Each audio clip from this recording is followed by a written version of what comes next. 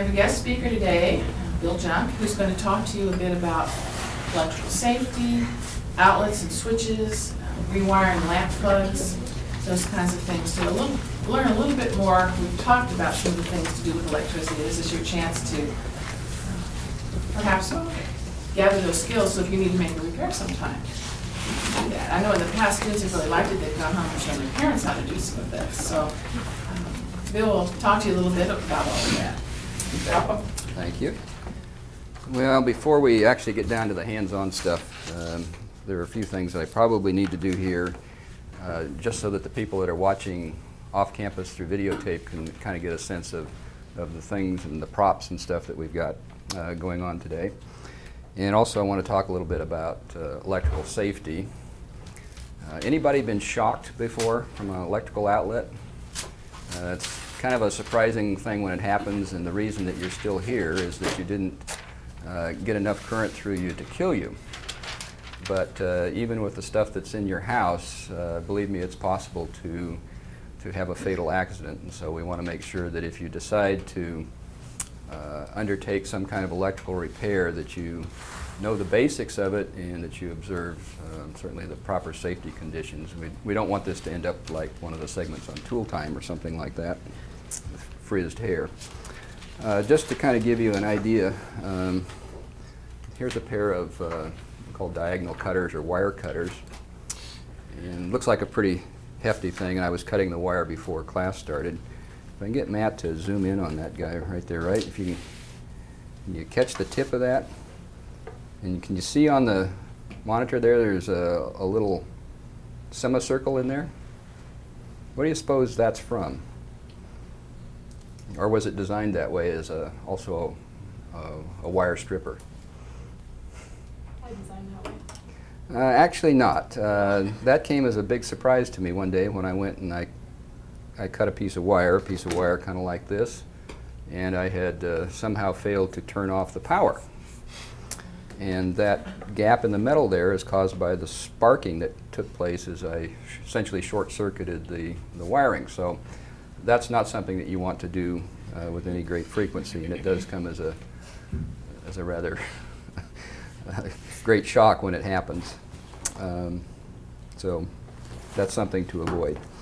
Another thing to avoid here, let's see how we can do this. Here's for example, an electrical outlet, and one of the things that you're going to be doing here this morning is attaching some wires to it. And you notice that on the side we have some screw terminals, and you're going to be hooking a wire underneath there and going around it clockwise there, and then you're going to take the screwdriver and you're going to tighten it up, right? Well, one of the tendencies to do is to hold something like this right in your palm of your hand, put the screwdriver on there, push real hard, and can you see the potential problem that you might create if you slipped off and the screwdriver goes in your hand? So we don't want anybody doing that sort of stuff this morning. So generally what you want to do is to make sure that your hands are out of the way of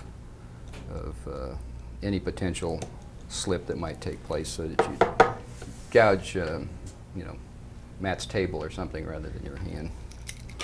And then we're also going to be using knives and things like that. Here's a utility knife to cut stuff, so we don't want to be holding on to things and cutting them, or cutting down across our hands and stuff like that. So we'll do things this way with that sort of thing. So that's kind of the first level of basics, which we don't want anybody to get injured. The next kind of thing that we're going to do, I guess, here is actually work with, let's say, an electrical outlet. And why might you ever want to get in there and fiddle with one of your electrical outlets? Yeah. Change it yourself if it needs changing, than spending $50 to have Yeah. electrician come in. And why would you need to change it? Because it's not working. Okay, it might not work. All right. Now, how do we know if things work? Test it.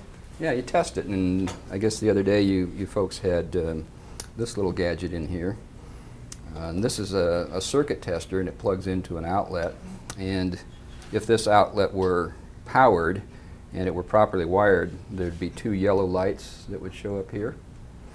And it also tells you if there are other combinations of things, such as an open ground wire, which is the 3rd plug that's on here, an open neutral, what they call an open hot, hot in the ground reversed, hot and neutral reversed, or whether it's correct. So it can actually tell you whether the circuit's functioning as it should by plugging one of those in. What does the open mean? Open really means that the wiring to that particular part of the circuit is disconnected for some reason. So these things will break. If you've got one that's being used heavily, you may over time chip it, break it. The wires can come loose. Various kinds of things can happen. If it comes loose from the terminal, or if it's one like this, which has little spots you can push the wires into, sometimes those loosen up. So a variety of things can happen. That's why you might want to do something with one of these. Now, to avoid having this problem, whichever camera we're on, where we end up and sparks fly, you want to make sure that the circuit's off. And the way we do that, of course, is to figure out what circuit breaker that particular outlet is connected to. And a circuit breaker will look kind of like this, for those of you here. This happens to be a circuit breaker for a 220 volt circuit, which is the kind of circuit that's used for electric water heaters, electric heaters of other kinds, and stoves. And it has actually 2 switches in it. And when they're in the up position like that, they're on, and it says on, and when they're off, they're in the down position. So if you go to look for the circuit that you are going to work on, normally a switched outlet like that would have just a single circuit breaker. And you want to find the one that's on, and make sure that when you turn it off, that the outlet that you're going to work on is off. And one of the things that can happen to you sometimes is, you use one of these little testers and you plug it into the top one, because that's the easiest to reach, and it doesn't light up anymore, so you think it's not working, right? You need to test both halves of an outlet to make sure that both halves are turned off. Or the other, if you don't have one of these devices, if you plug a light into it, before you throw the circuit breaker to know that the light works, and then make sure after you've thrown the circuit breaker that both halves of the outlet are off. Yes? That's what I was going to ask. Never mind. Yeah, and the reason being, you may have experienced this in your house or apartment. Sometimes what they'll do is wire up half of a switch so that it can be turned on and off by a wall switch. So like by your front door, you can throw a switch and a floor lamp or something will come on. And if the electricians that wired it took this little tab right here, and you'll see this when you actually get one of these to work with, and breaks this tab, they can separate 2 halves of the outlet.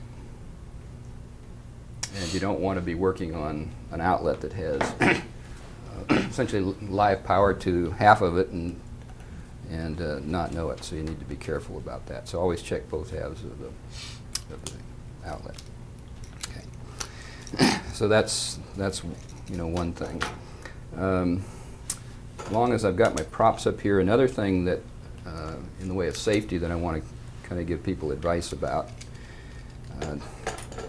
And when you came and toured our house, you may have noticed that we had these kind of wall switches upstairs.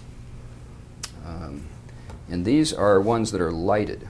That is, at night, actually there's a little fluorescent tube in there that's on all the time when the circuit is off, so that you can tell whether the circuits are on or off, and find them at night and that sort of thing.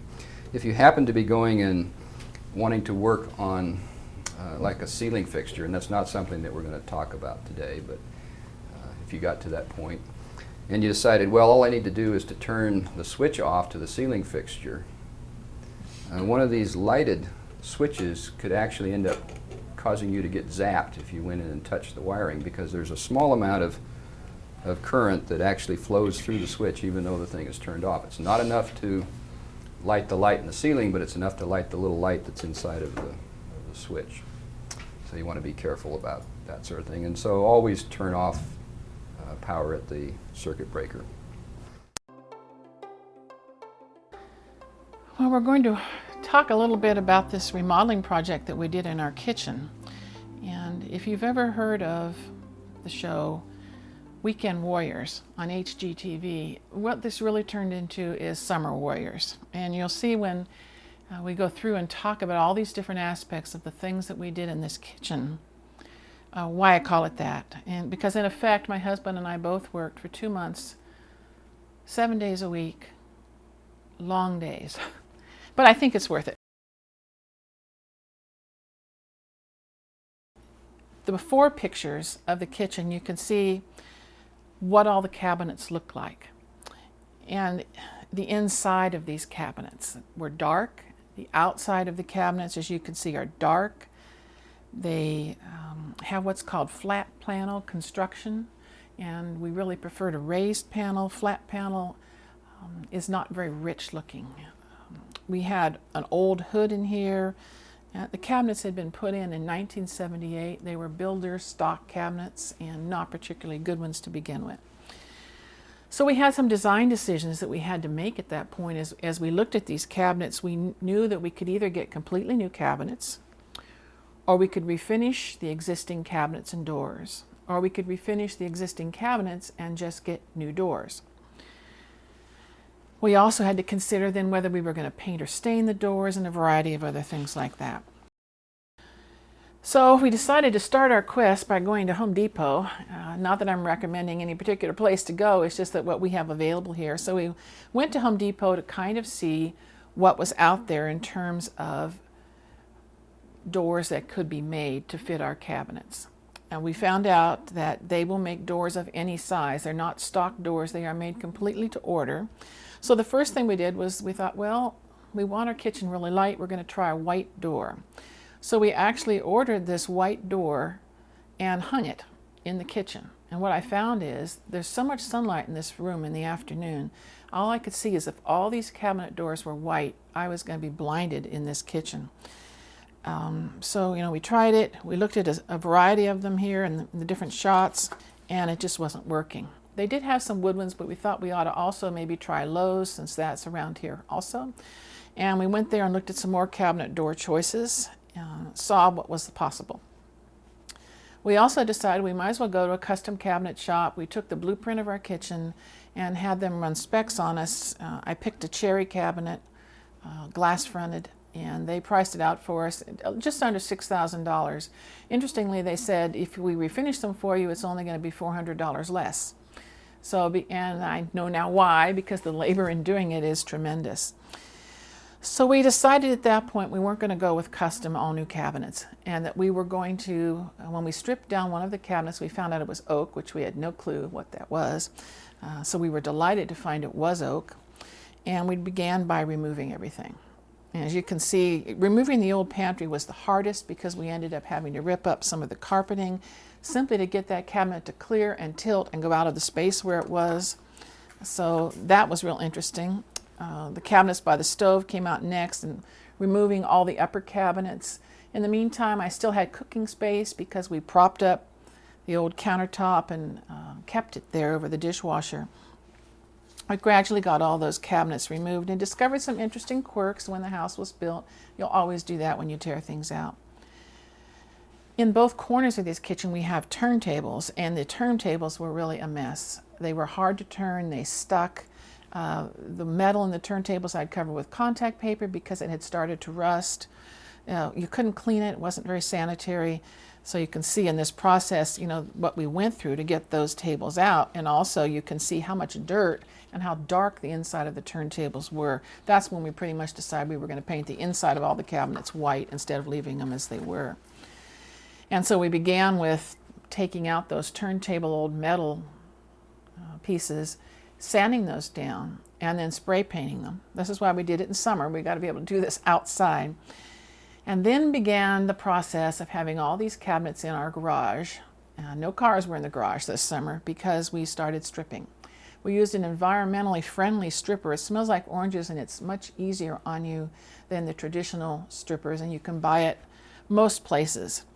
And we put it on, tried to scrape it off, and realized we were going to have to do this twice because once, as old as these cabinets were, 22 years old, the stain had pretty well penetrated, and so we did end up putting a second coat of a stripper off. All the cabinets were stripped in the garage except the ones right here by the kitchen sink that just were too problematic to try to move out. So the base cabinets we stripped in place. So we sanded down everything, and then there's always has to be an excuse to buy a new tool, or my husband doesn't want to do a project. In this case, it was a new air compressor, a really good air compressor. Once we sanded everything, in addition to wiping it down and tacking it, we also took the air compressor to completely blow all the sand out of all the crevices. We used an orbital sander, which does make your wrists and your arms go numb after a while, simply because you have to put some pressure down on with it.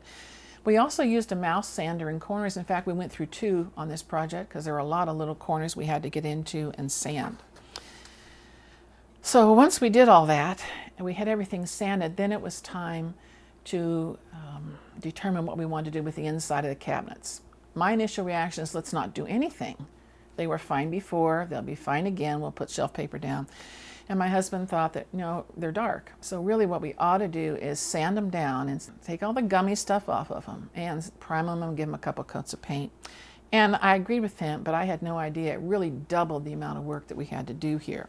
So you can see we did paint all of them just in plain white, which I love it now because it's so much easier to see what's in there. Then we had to mask all around the wood before we painted because obviously we didn't want to have to go back and be scraping wood out of everything we just sanded. On masking tape, I'd suggest you get a good quality masking tape like this blue masking tape that we use here that's particularly for this process. It costs about 4 times as much, but the first cabinet we didn't, and it took forever to try and get this old cheap masking tape off because the adhesive stuck.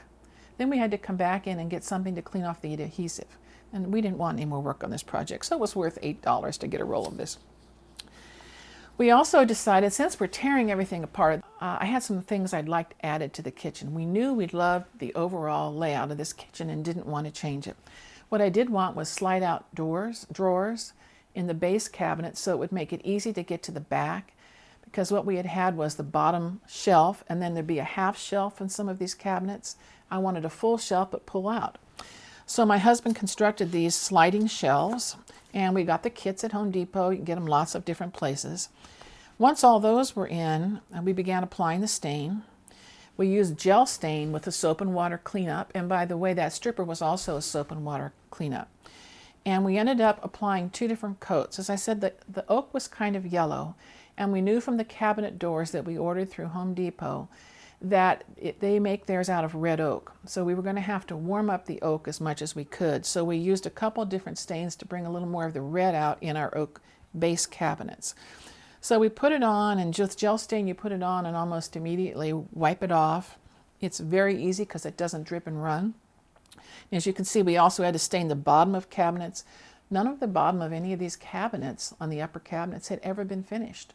So they were really particle board that had paint splatter. We didn't even realize it till we started taking them apart. What my husband did was use the old cabinet door inserts, sanded them down, and used that wood for the underside of the cabinet so everything would match. So we added things like slots for cookie sheets and some other minor details like that. In this layout of these stained doors, you can see that it's really a challenge when your door wood is different than your base cabinet wood to match the colors. And that was our biggest concern is, okay, we've ordered all these doors now. They come sanded, although you really have to finish sanding them a bit. How are we going to make sure that those match? So we just we ordered an extra door and used that as our experimental piece to match up to our base cabinets. And they're not exact. There is more warmth in red in the doors than there is in the base cabinets, but we don't think it's noticeable unless you were looking for it. Then we started applying the Varathane. And the Varathane, you can apply several coats in 24 hours.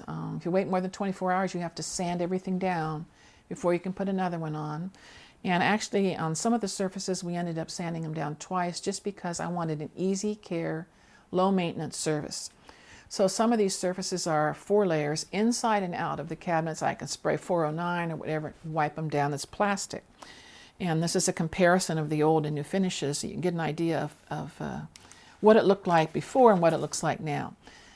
Then once the Varathane dried, we let it dry about a week because we wanted that plastic finish to be hard before we started bringing them back in the house, and I wanted all the fragrance from all of those chemicals to be gone before we moved them inside.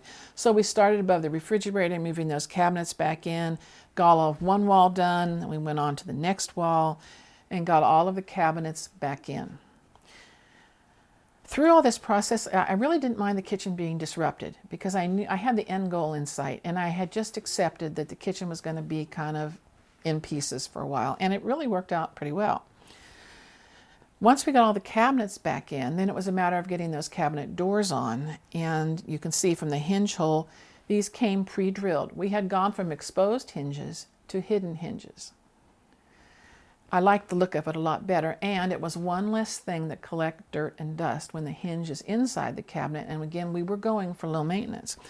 So here's an example of the hinge being put in that hole, and also the example of what it looks like in our cereal cabinet. And you can see it does stick out a little bit, but that's the way all the cabinet doors were installed, so none of the hinges show. Once all the cabinets got back in, I wanted a range hood that would suck the hair off of my head because the old one we had, in the bedroom at night you could smell garlic. You know, it's kind of hard to go to sleep when you smell garlic. And so we got a very powerful range hood that can really draw the air out.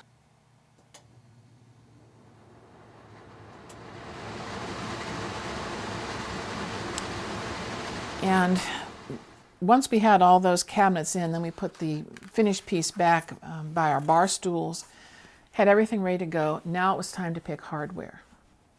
That seems so easy, you know, you just go out and get some knobs for some cabinets. And we were going to get the standard pull, like the 4-inch ones your hand goes in to pull the upper cabinets, and then knobs for doors. And so we looked, and these particular shots are ones from Home Depot and ones from Lowe's of the samples of hardware that we had. We ended up finding a place that completely specialized in cabinet hardware. It's not where we live, but it's in another area. And we had taken a door front and a cabinet door front with us. And we were looking at them, and the girl who worked there came over and said, "Oh, I know just what you need." Pulled up 3, laid them right on the wood, and she was exactly right in what she picked for us, which is a solid brass. It added a lot to the cost of the cabinets because they are solid brass, but no maintenance. They don't scratch like imitation brass with a clear finish over it might.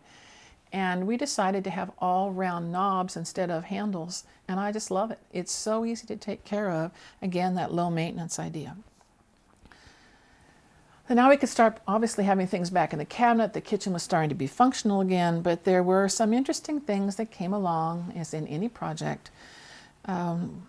We put in the sliding back in the pantry, the sliding shelves, and found that because the hinges stick out, these sliding shelves didn't necessarily clear. So my husband had to do some reconstruction and then refinish it and then bend the bin so they could bypass and not have to rebuild all these boxes that he bought, built and installed in the base cabinets. I also said, well, as long as you're, you know, kind of tearing things up a little bit, how about tilt out drawers in front of the kitchen sink? When they installed the sink, they thought they would fit. And those bins hold sponges and all different kinds of things, and I just love that. It's amazing getting that clutter off the counter, how nice that is. So now we had everything back in place. I had all those extra touches that I wanted. We replaced the microwave, everything was in, and we had no countertops. We had ordered granite. We had looked at Corian, Silestone, Formica, a lot of different products for the countertop, and kept coming back to granite. Granite is a natural stone. It's not a perfect stone, and that's really the look I wanted. Interestingly, the man-made product Silestone is much more uniform and almost as expensive as granite and lasts forever. But granite weighs a ton. We had to beef up the counter base cabinets to support the weight. So some of this construction that you see in here is my husband going from what was 1x2s to 2x4s so that it could support the weight of the granite. Then we had a company called Superior Stoneworks. They're just a local, well, they're not local, they're from Vancouver, Portland, came up and did the templating for us. And with templating, they have this plastic material they lay on, and they cut it exactly to fit what your granite pieces are going to look like. For example, in the long counter, we had decided instead of having a piece that ended with the cabinet that we wanted a curved piece at the end. So I said, how far do you want to stick out? And I'm like, I don't know. They said, well, cut it and then we'll get it the size you want. I didn't want sharp edges on corners. I wanted rounded edges. I seem to walk into corners. So they did that for us. And then they came and to put the granite in. It took about 2 or 3 weeks from the time they took all those measurements, sent them to the factory, and cut the edges. We chose what's called an OG edge. Anything you have done to granite costs extra per square foot, per lineal foot in this case. This particular edge we really liked rather than a standard, what we call bullnose or just a quarter round looking edge. We also chose a very thick granite. This is 1 1/8 or 1 1/4 rather than 3/4 inch. I like the look of it, the solidity of it. So they put shims in. They want to make sure everything is completely level before they put down any piece of granite, and then they put these various slabs of granite in. And from the minute the first piece went down, I knew I was going to love it. And then what happens is that we have 2 joints here. And so they're mixing the epoxy for the joints and then applying the epoxy wherever there's a joint. And since it's not perfect, it's rock again. The joints aren't perfect, and I think that's part of the charm of it. The next thing was that they had already cut the hole for the undermount sink. I knew I wanted an undermount sink because it's so much easier. Again, I want convenience. You just wipe a cloth across the counter right into the sink. To get an undermount sinkhole cut was another $350. I think it was $200 or $250 to cut for a standard sink. And the reason the undermount cut is more is because they have to polish this edge that goes all around the sink, and it has to be exact. With a traditional sink that hangs over the top, if it's not exact, it's okay because there's a couple inch hangover on it. With an undermount, it has to be right on the money. Then we also had to pick out what faucet we wanted, because they were going to drill the hole depending on what faucet we picked. Was it going to be a single hole? Was it going to be a 4 or 8 inch spacing hole? We went with a single hole faucet, and so they put down a material so that it would not crack the granite when they drilled the hole for the faucet, and then cut it with like a hole saw. And then we had all the counter granite in, and what they do next is they lay that all out. They make sure it's all okay, and then they put the backsplash. And the saw that they used, you can see in this picture, it's a very noisy, very heavy, very dirty process. And fortunately, they did wear ear protectors and all that kind of thing, but they did it out in our driveway. Then what they do is they have a sealer. Granite's not hard to take care of. They seal it, they suggest once every 5 years.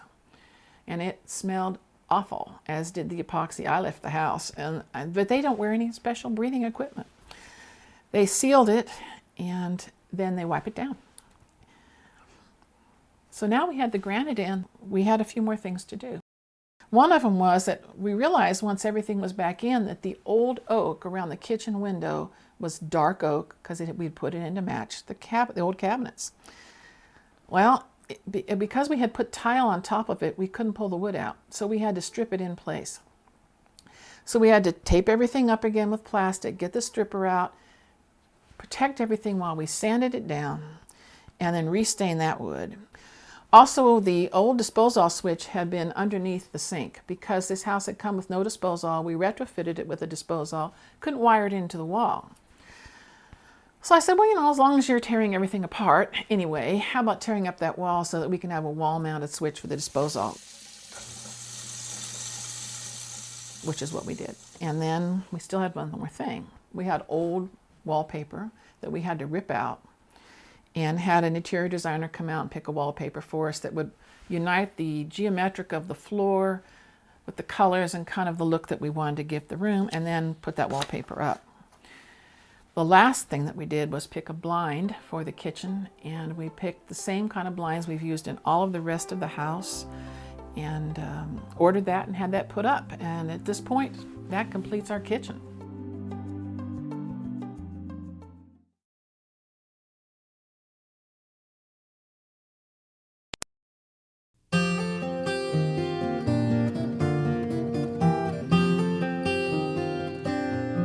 I'm Professor Jenny Junk. Welcome to my home. We're here today for two primary purposes. The first is so you can see what a manufactured house looks like, some of the characteristics of manufactured housing. And the second purpose is so you can see the various stages in remodeling that we have gone through with this home to try and make it more customized. Some of the things that we have done began occurring shortly after we moved into the home in 1978, and we're still continuing with that process. So we'll show you all of those things that we've been working on. One of the things that sold me on this house when I bought it was the view.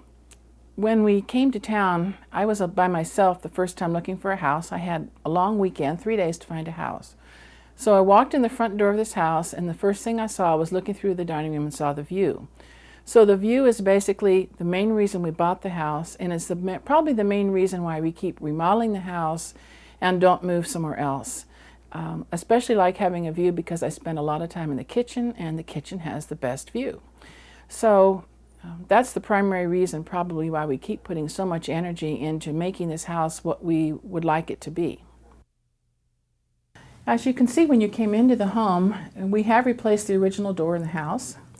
We did that for a couple of reasons. One is to get more light, and in the morning the sun shines through that glass and reflects beautiful patterns of the spectrum of light into the room. And it also makes a statement coming into the house that we really like. Plus, it's energy efficient. This door is not a wood door. It looks like wood. The only drawback to putting in a fiberglass door like this, when you'll see on the outside, the finish tends to come off. So every couple of years we have to sand that down, put a new coat of varnish, and it looks beautiful once that's on, but as you're going to see right now, it does tend to peel off. So it does require some care. As you come in the door, you're also going to see some ceramic tile on the floor that we have put in, and you'll see a picture of what this looked like before the tile went in. This was originally one room with no 2/5 wall, as we have here.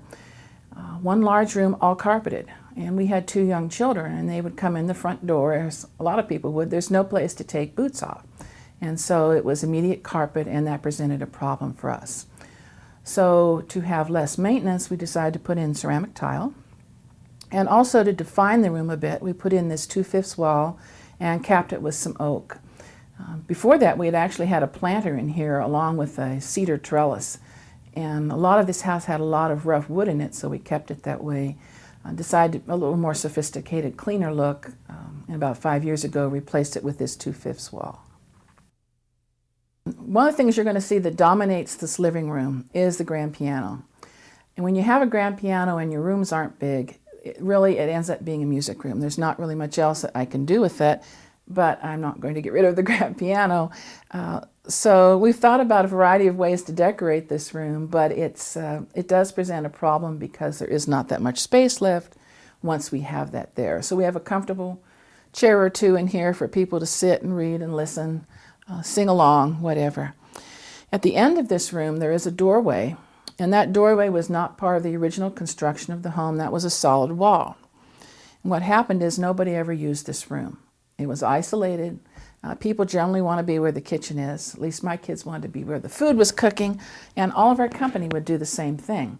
And when we go through the rest of the house, you'll observe that the circulation would be very bad in this home for entertaining if there wasn't a doorway there. In order to do that, we had to cut a space out into the garage. It's about a 4-foot square cut out into the garage. Fortunately, the garage was deep enough that that's not a problem. And we moved the original door. When we go back into the family room, I'll show you where that door initially was. And then as we have worked on this house, we've gradually moved from the plastic moldings that were in here to oak. And so we're gradually replacing all of the moldings and trim pieces with solid oak, and that's what you see in this room. One characteristic of a house like this is a Boise Cascade manufactured home, is the fact that it has ceiling radiant heat, as do the majority of the homes on this street, because the majority are Boise Cascade manufactured homes. They drop the ceiling when they do that because with ceiling radiant heat, you have a series of coils embedded in the sheetrock, Each room is individually controlled, and you turn it on in about 30 minutes. You can get heat on the top of your head and the top of your shoulders.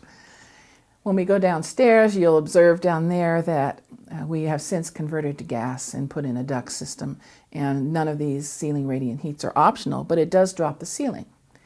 Because of that, if you remember seeing the videotape with Joanne Anderson, she came over in her interior design capacity and said, you're going to make your walls seem a lot taller if you paint the walls and the ceiling the same color instead of bright white on the ceilings, and at that time we had kind of a beige color on the walls. And we took her advice throughout the house. Every room in this house is painted the same color, all the walls and the ceilings the same, for two reasons. One, to make the walls seem taller and the rooms seem larger and lighter. And the other is because we collect art, and we wanted the art to be the focus, and if you tend to have a lot of fabrics and color, it draws the eye away from the art. If you've ever been in art galleries, you notice most are white. And so that's what we decided to do here, since we tend to decorate with a lot of color in the art pieces that we choose. Here in the living room, we have a secretary desk that we built with a kit, and the low boy in this room was also built with a kit. They're solid cherry, and they're from a furniture company in North Carolina called Emperor Clock. They are still in business. You can go out to their website if you're interested in building your own furniture. Comes with all the pieces cut, and the glass and everything that you need, and it takes many, many hours, but if you follow the steps, you can put it together and have a solid piece of wood furniture. You're here in the dining room, and in this room, you can see again, this is not a large room. So it would not accommodate large pieces of furniture. Fortunately, there is enough room for our cherry sideboard and for our dining room table. Our furniture is small scale. Queen Anne furniture tends to be a bit on the delicate side, and so it does fit in that room. One of the things that we have done in this dining room to kind of define the space where the art is hanging is put in chair rail, again finished in the same cherry stain. Initially they had chair rail on houses because they didn't want the chairs to bang into the walls, so that would protect the walls. In our case, it's just a design element. It divides the space in a pleasing proportion and gives us a space to determine to hang art in. This room also has a large window. All the windows in the upstairs of this house has been replaced. We did that for several reasons. One is I wanted bigger windows, and so in many cases when we've replaced windows, we've put in larger windows or added extra windows. They're also vinyl clad, and they are very energy efficient. Our house faces west, and so all of the back windows in the house, which is where most of the houses are because that's where the view is, get a lot of wind and a lot of cold and a lot of heat depending on the season. And those are low E glass windows, and they're very energy efficient. Another thing that you'll notice in all the windows, including this one in the dining room, is that we have used a honeycomb duet shade. All colors are the same in the house except for one room. They're that way not only for the inside to be more neutral again, but also from the outside. It usually looks better if every window isn't covered in a different color that you see from the outside of a home. So they're all the same color, and they're all honeycombed for energy efficiency. That leads us into the kitchen, and the kitchen is a work in progress. This kitchen is 23 years old, and so the cabinets have become very dated. This butcher block countertop, which was very popular in the late 70s, is not quite so popular now. Plus, over time, Formica develops holes in it. This is showing wear and tear, as you can see on the counters. And I have my heart set on granite. So we'll see whether that becomes part of remodeling. Is always cost. And we have a new stove in here, a new dishwasher, a new refrigerator. And the reason that we have decided to remodel this home rather than buy a new one is because we do this as we get the money. So if we get an extra job in the summer, we're both professors, we'll save that money and it'll be designated toward a project. We didn't want to take out a new loan on the house. We didn't want a home equity loan. We wanted a pay-as-you-go. So whenever we do a project, which is usually every summer, we decide what we're going to do that summer. We save that money and just pay for it as we do it. And we do all the work ourselves. And one of the reasons we do that is we enjoy it. Both my husband and I were raised from the time we were small, helping our dads put on roofs, install toilets, do drywall. So both of us had had a lot of experience, and my husband had worked in construction trades for a while. So we both have done this a lot, and we really like it. We like yard work too, so it's entertainment for us. Not always fun, but most of the time. Here in the kitchen, what we intend to do is sand down all these cabinets and have new cabinet doors made, and they will be sanded and stained in a lighter, almost neutral maple-like color, depending on how they look once we sand them down. That will be less expensive than entirely replacing the cabinets. And I'm also going to take off this very decorative drawer pull and hardware and get something very simple. The reason I want simple hardware and simple door fronts is they're much easier to clean. I do a lot of baking, and flour catches in all the crevices on the cabinets, and it's just hard to keep clean. As you get older, maintenance becomes more of an issue. And so we have lots of things that we'd like to do now and not get down with a scrub brush and clean off cabinet fronts. So that's part of our remodeling, is to make things easier to take care of.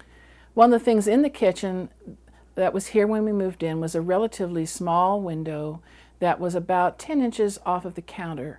And I wanted to enlarge that so that my kids weren't all that tall then, and they wanted to see out the window too, and I keep boosting them up onto the counter. And I just wanted more light in the room. So we put in this greenhouse window. When we did that, you can see from the photographs that we had to cut a larger hole, work from the outside, cut out for the siding for the window to fit in.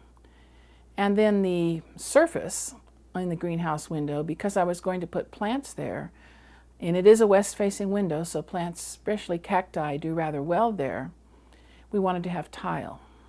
When you lay ceramic tile in an area where you're going to have moisture, or any area, you put in what's called HardieBacker board, which is a special type of material that looks like sheetrock, but it's designed to handle the moisture of the grout, to keep it very level so that you don't have tiles that buckle up. So we did the same thing in the entry with the entry tile, put down the special board that's there that you put ceramic tile on top of. So we did the tile work ourselves in that window, and I like the window very much, but if I were to replace it, you'll notice across the center of this window is a support bar. That goes across there because it's meant to have a shelf. And we actually have the shelf, but I didn't want to put plants on the shelf because that would block the view. And at the time we put in this window, they didn't have the technology to make a vinyl-clad aluminum window that was strong enough without a support post going across the middle. So depending on the height of the person, that could obstruct the view. I'm fairly tall, and so it doesn't for me. And also it has two small windows on the side that open up, so it does have good ventilation. You do want to consider when you put in a greenhouse window which way it faces. This particular window faces west, and so it gets considerable heat. We had initially planned to grow herbs there. I wanted to have things like basil and oregano, that kind of thing, to use for cooking. And it got much too hot and they died. So this has become our cactus growing area. While we're in the kitchen, if you'll look up above you, you will see that this lighting that's in here is a dropped ceiling, old fluorescent tube lighting with the plastic covers over that. My husband and I haven't quite agreed yet what's going to happen with that, because I would like to see the drop ceiling removed, because the ceilings in this house are not that high to begin with, raise it back up the 6 inches and use that space for him to climb up in the attic and put in a few recessed lights in the kitchen that with a dimmer switch so I can control those. Also like some under cabinet lighting going. Sometimes these projects get so big that we start on them and we have to decide at that point, are we willing to put in this much more effort, or can we be satisfied? You're always going to have trade-offs when you do remodeling. Not just cost, but time, energy, how much can your relationship stand, as you're doing all of this. There are always factors when you're doing remodeling projects. You'll notice that we have a new floor in this kitchen. It is a nice padded vinyl floor, no wax. It's very easy to take care of, does not show the dirt. And when we get the granite countertop, we'll pick something else. It's a neutral color again. That way, at some point we ever do decide that we want to paint a wall a certain color, it'll be pretty easy to do that because everything is so neutral in the house. One of the things, I was a real estate agent for a number of years in California, and I know homes sell best when walls are white and when things are neutral. The carpet in this house is neutral, and some people prefer, one color in the bedroom, one color in the family room. In a smaller house, you'll make it seem smaller if you use different colors in every room. We just happen to like it all one color. And in this particular case, I wanted something that's sort of the color of light dirt, because living in this area, there's a lot of dirt that comes in the house. And this is not one that I have to get down all the time and spot it. It's also light enough that it doesn't show every thread that falls off of something. So again, it's easy to maintain. It's sort of variegated in color, short pile. It's very easy to take care of. And you'll see pictures of when we ripped up the old carpeting and what it looked like underneath. In the family room here, the main thing we wanted to capitalize on was the view. And in these older pictures, you can see that this once had a very old, small sliding glass door, dark, rough woodwork across the end of the room where the fireplace was, with stained stone in it. The fireplace did not heat well, didn't draw air well, tended to smell smoky all the time when we used it, and we elected to remove it. When we took the fireplace out, we knew that resale value-wise, it does devalue a home when you don't have a fireplace, particularly when you live in a northern climate. I have allergies, and so we didn't care to have another one back in with the smoke. But we did stub in gas, so if anybody wanted to, it's right outside the wall. They could have a gas fireplace, freestanding fireplace, or simply a gas way to start their wood fire, and we put a switch in the wall that would control that, so they can turn that on and easily put a fireplace in this home if they chose to. To capitalize on the view, we have 2 large windows and a door that's primarily glass. One of the things when you do it yourself, I would suggest you talk to your local merchants. We worked with a local glass company and said, we're going to do this all ourselves. We did the same thing with our local building supply company to see if we could get a contractor's discount, which we have done throughout this project. We agreed to buy all our windows through them, and they agreed to give us a contractor's discount, even though we were only buying a few windows each summer. The summer that we redid this room, we asked them if they ever had any mistakes, windows that they ordered that were wrong, and they took us back and showed us their mistake pile, and it happened to be exact windows we were looking for, with low E glass, high efficiency, and so these windows were even half of the contractor's price. So from a window point of view, I think the windows were a couple $100 each, as was the door. So that makes the bulk of this labor, and as you can see from the variety of pictures here of the going through the process stage, we had help. We have a son and a daughter and friends that come over and help us with these things. And as long as I feed them, they're usually pretty happy. At the time we did this, we still had the old deck up, and you will see pictures of the new deck and the construction of that new deck. What it did is, by having floor-to-ceiling windows, it allows me to sit on the couch and be able to look out and see the view. And with the metal railing on the deck, it's a fairly unobstructed view. While we're here in the family room, you can look back toward the living room and you'll see the opening that goes into the living room. That opening is initially where the door to the garage was. And so you can see how that room worked. You could come into the garage, easily unload your groceries, but you couldn't get to any other room in the house without walking through the kitchen. Again, a traffic flow problem. We're out here on the new deck. This deck is made with Trex, and Trex decking, as you can see in this sample, is not wood. Trex is a new product that's approximately 50% plastics, and that's recycled plastic from the kind of plastic bags you get in the grocery store, wood fibers. When you pick up a long piece of Trex, it's very heavy and very floppy. When you nail it down, it's solid and very durable. As I mentioned before, as we're getting older, not wanting maintenance, wanting to do other things, that can be true at any age. Trex decking never has to be painted. Once you put Trex decking down, it's very solid. You put it down with wood screws. And this one picture you can see where I'm down on my knees, putting in hundreds and hundreds of these screws with the drill. The nice thing about Trex is because it's plastic, when you put the screw in, it seals over itself, you hammer it, and the screw completely disappears. So you don't ever have to worry about screws. I go barefoot a lot, and I can do that on this deck. It's low maintenance, never has to be painted. And you can see from this sample, it looks brown. This is actually a color called Winchester Gray. And it's the same thing that's down here on the deck. The sun lightens Trex. But I do have a word of advice. If any of you ever use Trex, what we should have done was lay out all the Trex and let the sun lighten it to gray and then flipped it over, because the underside of our deck is very dark. It's the dark brown look. If we had let that weather to light gray, I think the whole downstairs basement would look lighter because it wouldn't have the dark wood that people look out the window at. And since the sun's rays are never going to hit the underside of this deck, it's going to remain dark. And we're certainly not going to take out all these wood screws and flip it over. So you can put Trex on in a variety of patterns. It's not the only wood product type of surface you can put on your deck. It does cost more than regular wood. The total cost on this deck is about $2,500.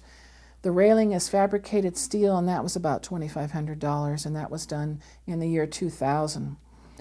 But we have expanded our living space. We've talked in class about how outdoor living is part of the living space in a home. Summertime, we have patio furniture out here, an umbrella. People gather out here. It's another place to entertain. We watch the birds down the bird bath and look at the flowers and talk to our neighbors, and in general really enjoy this space. So for us, and considering the view that we have, it was well worth the cost. As we come around the side of the deck, you'll see the ramp that was built here. This is initially where the fireplace bump out was. You're also going to see a door that really needs replacing going into the garage. Again, that's on the list of things to do. Probably will occur this summer. One of the reasons we put in this ramp was we wanted some handicapped accessibility. As you know from our classes on universal design, we talk about a person just being able to get in the front door is an effort sometimes. So by doing this, a person could come into our garage, go over the door threshold, come out on this ramp. The ramp does not meet ADA. In other words, it's a little steeper than what would be ideal, but sometimes you have to deal with what you have. I have a mother-in-law with rheumatoid arthritis, and if she ever is chair-bound or has difficulty with steps, she could still get in the house, come through the back door. The other thing that you'll notice inside that back door is that the doors, all the 3 exterior doors upstairs, have lever handles. She was in the house one day by herself and called me at work and said, "I can't get outside and I want to sit on the deck," because all of our doorknobs were the standard round knobs, and with her arthritic hands she couldn't turn them. Well, that scared me because I realized if there was a fire, she was in essence trapped. So that weekend we bought lever door handles and converted the house. You can also buy level handles that snap onto a standard round doorknob that are only a few dollars each if you don't want to replace your hardware. As we go down the hall out of the living room, you're going to see this large closet, which is wonderful. I can put all the coats in here, cleaning supplies, the vacuum. There was no entry closet in this house. This house was designed as a one-story home. The builder who built this poured a foundation and put the house on that foundation. This was initially supposed to be the washer and dryer, and you can see all the plumbing that was installed here and the 3-prong plug for the dryer. We really felt that we needed a place to put coats, and especially with young kids, coats and boots and all of that. So we moved the laundry room downstairs under where the one now is, so the plumbing was not too much of a problem to do. Especially since we purchased this house, the downstairs was completely unfinished. It was just studs, so we could do that kind of thing. So the laundry room in this house is downstairs. Some would find that inconvenient in that where we generate the most laundry is in the bedroom, so most people like the laundry room next to the bedroom. In this case, it was simply a matter of we needed to have that closet. Opposite this closet is the bathroom, and until we put the skylight in this bathroom, this was a very dark bathroom because there was no source of light other than the lamps, and there was no source of light in the hallway. Being a kind of person who likes a lot of light, and as you learn about remodeling, you'll learn that one of the best ways to get your money back on remodeling is to add projects that add light to your home. We added this skylight. You'll see these various pictures of the process of putting this skylight in. It sounds very easy to say, okay, we're going to go up and cut a hole in the roof and put in a skylight. Skylights are not particularly expensive. Buy one that's energy efficient. But when we got up there, we discovered that a lot of the wiring for the house, the primary wiring, ran across where we wanted the skylight.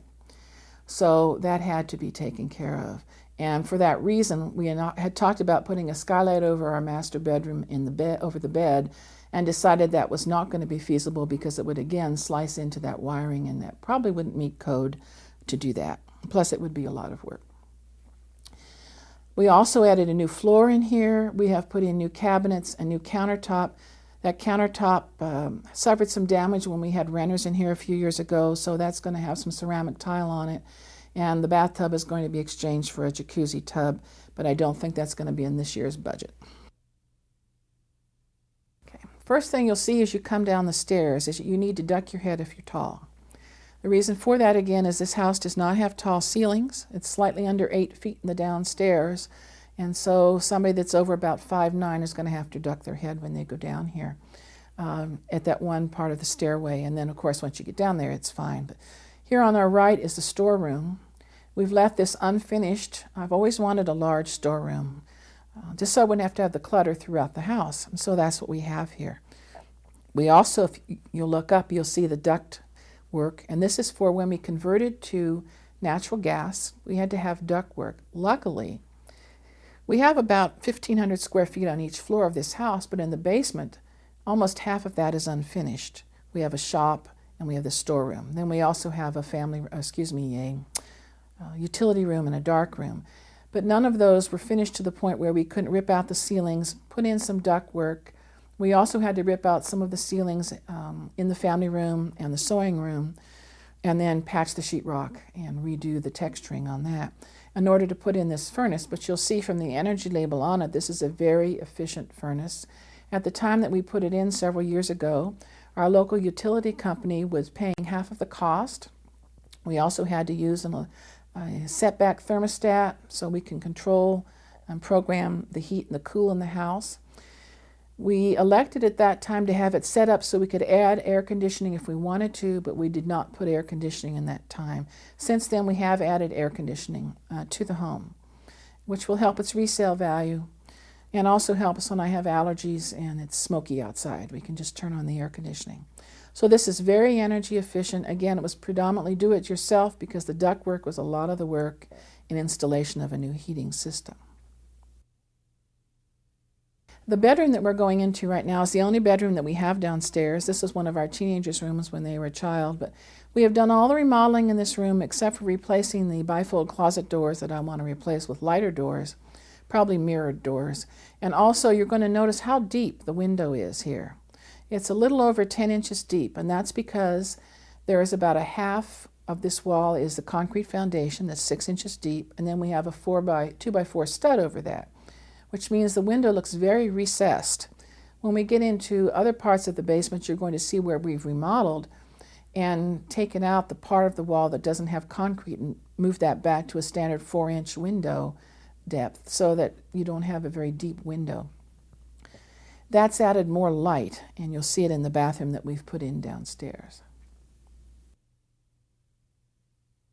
Some of the pictures you saw here of this bath remodeling project, you can see where we busted out all of this concrete. Again, it was do-it-yourself. Our daughter was used to handling a jackhammer. We rented an electric jackhammer because this basement was never plumbed for a bathroom. It's very difficult to have an entire level of a house with no bathroom. There wasn't enough room for a full bath, but there was enough room. When we talked with the plumber, he said, you can't really fit a full bath in this space, but you can put in a toilet and a sink. So we have a half bath, and he said, it's going to reduce your costs considerably if you'll bust out all this concrete. And here's where I think the pipes are, because we had to find the sewer drain, and we also had to find where we were going to bring the water over. But primarily it was the drains we were concerned with. There was also a water heater here and no drain. So if that water heater ever leaked, there was no way to drain that water out of the house. That water heater is new, was converted to gas. We had to take out the electric water heater as part of this program with our local utility company. When we broke out this concrete, you can see from the dirt where these pipes are going, and they were not where the plumbers thought, which meant we had to bust out even more concrete, and did that and then put gravel back in, and then they came and installed the new pipes, and then we poured concrete, rented a concrete mixer, and wheelbarrowed concrete in, quite a bit of concrete. Once we put that concrete back down on the floor, we had to wait a month for it to cure. We were going to have the local flooring company come out the next week and put down a new floor. One of the lessons we learned in remodeling is that concrete can discolor new vinyl. They said if you do that, you're going to have black vinyl. You have to let the concrete cure at least a month before we can put down your floor. We had company coming that summer, and they were going to have this new bathroom, but that didn't happen. So you find some of these things out as you go along with projects. Then we had the flooring laid down. We had already done the sheetrock and rented a texturizing machine and painted it and all of that before that. You're also going to see in here, this room had no window. Then we replaced it with a small window at one point. When we put in this bathroom, we replaced it with a larger window, and here's where you're going to see where we pushed the window wall back so that it's only 4 inches deep above where the concrete is. Where the concrete is, we've put tile. I love to grow plants, and it's nice to have the ceramic tile there. You're also going to see we used a very small toilet, the smallest one that we could find because the room is small. It's a one-piece toilet, which is quite different probably from others that you may have seen that are the standard two-piece. It's super easy to clean, and I really like it. It's also very energy efficient, doesn't use much water. Right now, water is a real issue here, so that's important. You'll also notice we have a pedestal sink. Again, we didn't have a base cabinet because there wasn't room. So everyone needs a place to put their toothbrushes and all those kinds of things. And we had seen on the internet this one website that showed just having a little bump out in the wall that was tiled. And so that's what we have done above this sink. Then we had a mirror special cut and put a light fixture in.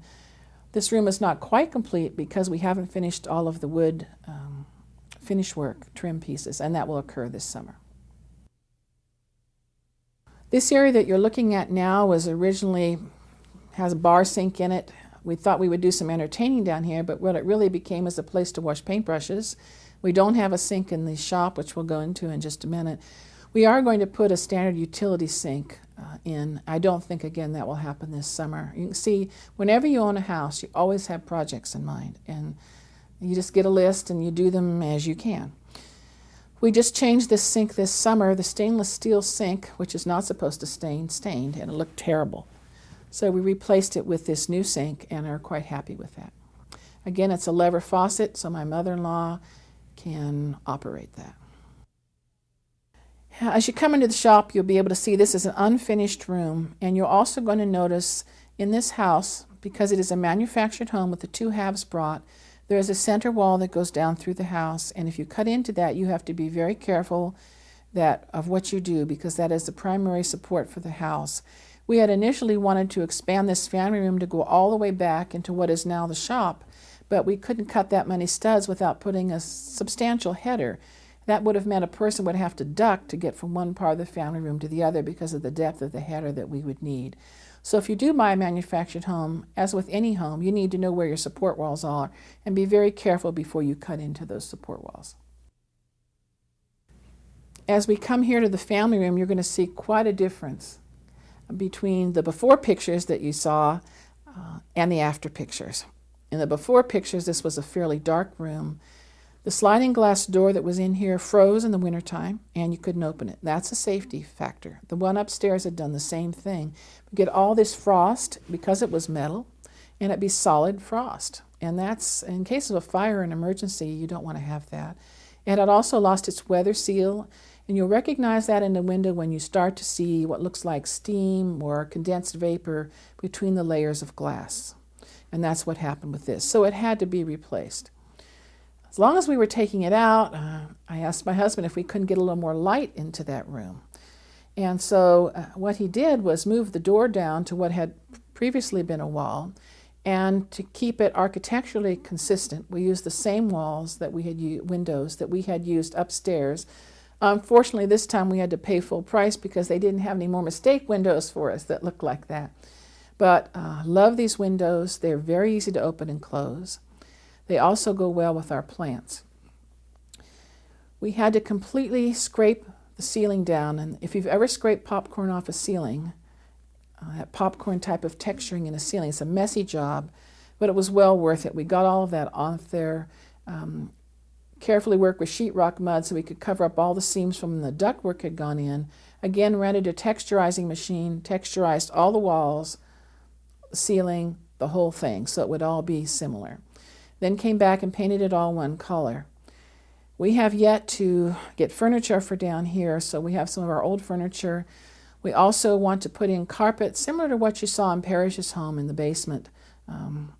A light Berber type of carpet will again make this basement seem lighter. So that's where we're headed with this room. As we come outside here, you're going to notice that this is all torn up outside the back, and we are going to put in a small patio back here. There was a large patio, and you can see from where it was broken up with the jackhammer, there's a lot of concrete here, and it had buckled and lifted about 2 inches, so it was canted, and it had to be removed. We're going to do a water feature down the side of the house that will empty into the windows, so when that window's open in the summer, we'll be able to hear running water and do some plantings and potted plants here in the back and considerably make that area smaller. Thank you for visiting the home today. I hope you learned a little bit more about manufactured housing, what it looks like, what you can do with it, and a little bit about the steps and things involved in remodeling a home. Thanks.